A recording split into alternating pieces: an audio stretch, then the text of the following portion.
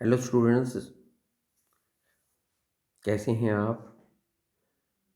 ये है आपके पास नेक्स्ट क्वेश्चन जो इलेक्ट्रिक फील्ड इंटेंसिटी का क्वेश्चन है। ये एक नॉर्मल लेवल का क्वेश्चन है।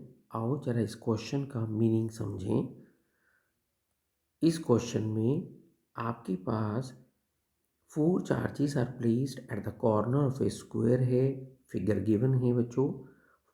साइड आपको स्क्वायर की 5 सेंटीमीटर है। इस फिगर में जितने भी कैपिटल क्यू नाम के चार्जेस दिखाए हैं ये सारे 1 माइक्रोकूलम के हैं। 1 माइक्रोकूलम 1 × 10⁻⁻⁶ कूलम को कहते हैं। और आपको यहाँ पर निकालनी है electric field intensity at the centre. As you know it very well already कि हमारे इस क्वेश्चन में जहाँ पर आपको इलेक्ट्रिक फील्ड इंटेंसिटी कैलकुलेट करनी है वो एक सेंटर है।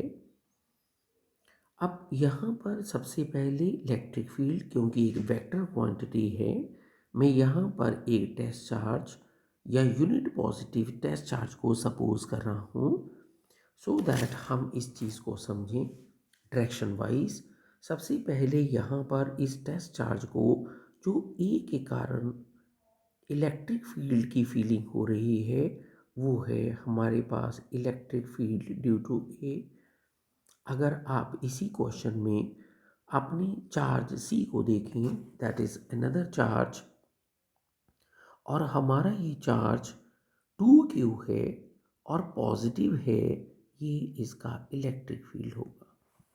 ये electric field due to B है, ये electric field due to C है।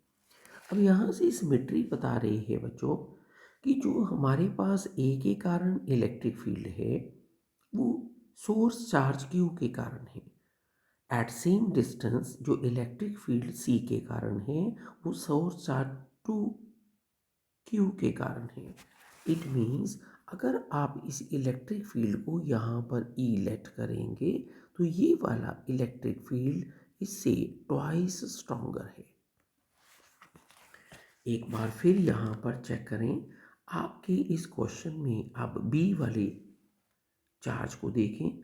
ये बी वाले का हमारे पास इलेक्ट्रिक फील्ड का डायरेक्शन इस तरफ होगा। इसी टेस्ट चार्ज को डी वाले के कारण जो इलेक्ट्रिक फील्ड होगा वो इस तरफ होगा।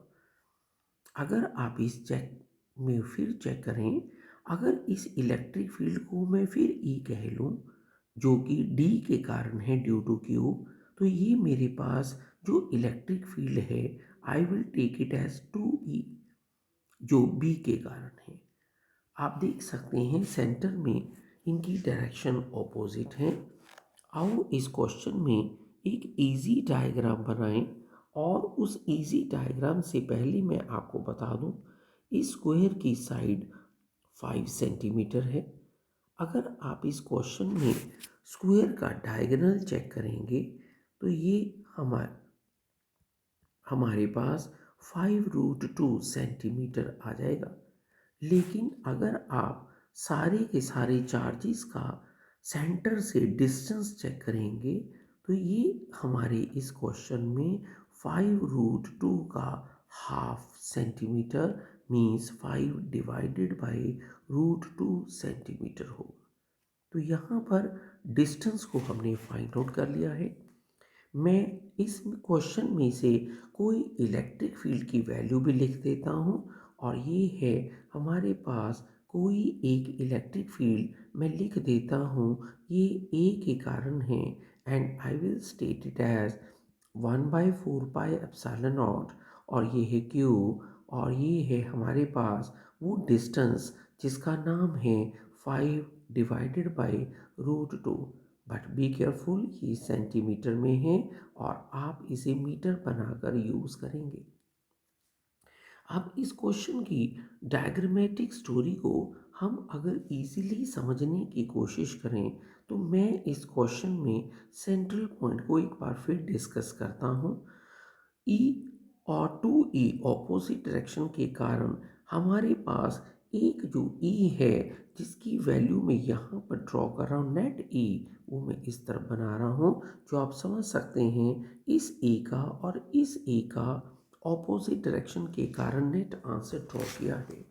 अब मैं यहाँ पर वो रेड वाली इलेक्ट्रिक फील्ड्स को चेक कर रहा हूँ जिनकी वैल्यू 2e और e के कारण यहाँ बनेंगी, एंड वेरी इजी टू से स्क्वायर का सेंटर होने के कारण इन दोनों इलेक्ट्रिक फील्ड्स के बीच में जो वैल्यू है हमारे पास, वो एंगल जो है वो 90 डिग्री का है।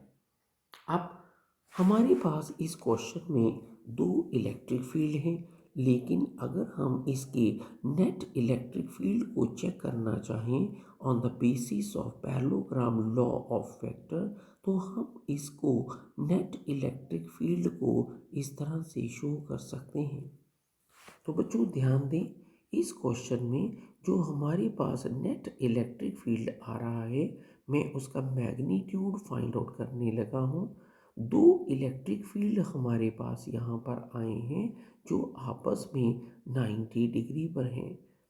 इट मीन्स आप जब इनकी वेक्टर एडिशन से नेट इलेक्ट्रिक फील्ड निकालेंगे, cos 90 जो कि 0 होता है, आपके पास √2e बन जाएगा। ये है आपके पास √2, और e की वैल्यू को हम अब यूज़ करने लगे हैं। ये है 9 10 पावर 9। आपने देखा इस क्वेश्चन में सोर्स चार्ज 1 माइक्रोकूलम का गिवन है, मैं वो भी लिख देता हूँ। और हमारे पास जो डिस्टेंस है वो है 5 डिवाइडेड बाय √2, और सेंटीमीटर को हमने मीटर बना दिया है। इस पूरे आंसर को आप कैलकुलेट करके देखें और आपके पास इस क्वेश्चन में जो नेट आंसर आ जाएगा आफ्टर योर कैलकुलेशन, ये है 1.02 इंटू 10 पावर 7 न्यूटन पर कूलम। और आपको इस आंसर में ये भी याद रखना है कि ये नेट अपवर्ड डायरेक्शन आई है। तो हमारे इन क्वेश्चंस में जो भी आंसर आपको गिवन है, आप देख सकते हैं हमें अपना आंसर एक परफेक्ट आंसर मिल चुका है जो कि चॉइस ए है। तो आप यहाँ पर आंसर को यूज़ करके इसे लिख सकते हैं कि ये अपवर्ड्स है। Thank you.